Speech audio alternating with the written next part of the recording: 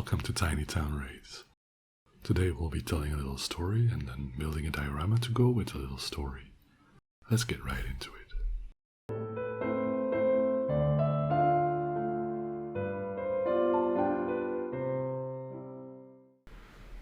In the deep Stygian embrace of the night, a realm where even the stars dared not intrude, Sir Caleb and Sir Orion crouched atop the jagged cliffs of Eledon.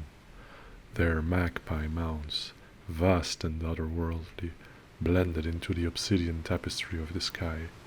In the silence, one could almost hear the heartbeat of the universe, a slow, rhythmic pulse that echoed the clandestine nature of their task.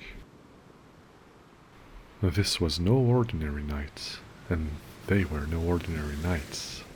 Members of the Order of the Crow, they were about to undertake a mission that blurred the lines between the seen and the unseen, a task whispered in nightmares and shrouded in the mists of the macabre.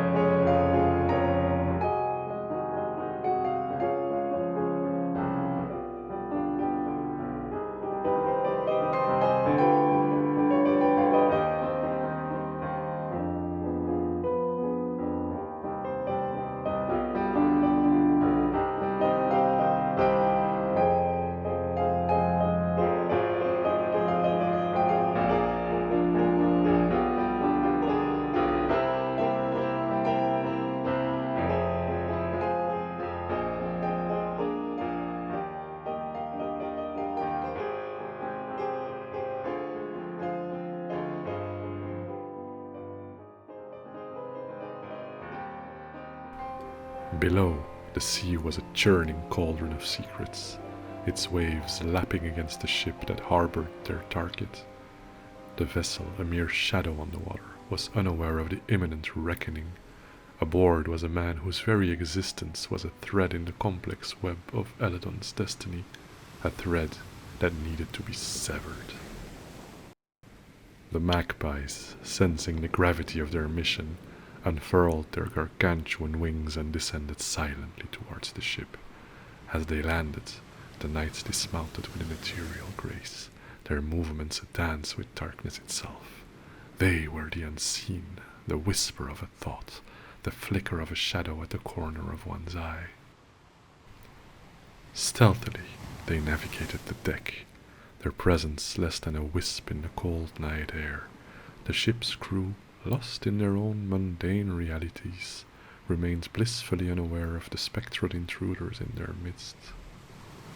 Reaching the captain's quarters, Caleb and Orion shared a glance that spoke volumes in the void of silence. Behind those walls slept their quarry, a man whose dreams were about to be permanently stilled.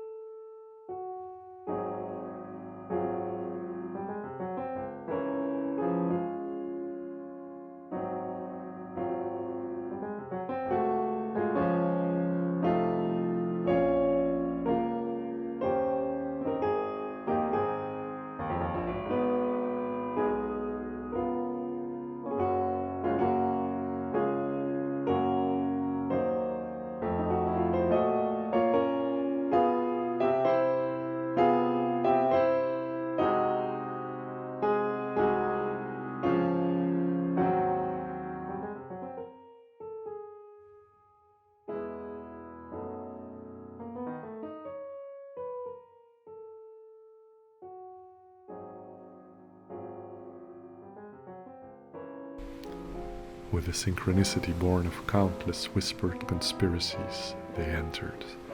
The target, a man whose dealings had etched lines of fear across the realm, he lay sleeping, his chest rising and falling in the peaceful rhythm of the unaware. Orion, his blade an extension of his will, moved with a purpose that was both terrifying and beautiful. In that moment, as steel met flesh, the line between life and death was crossed with a finality that was almost poetic. The deed, though grim, was executed with an elegance that belied its brutal nature.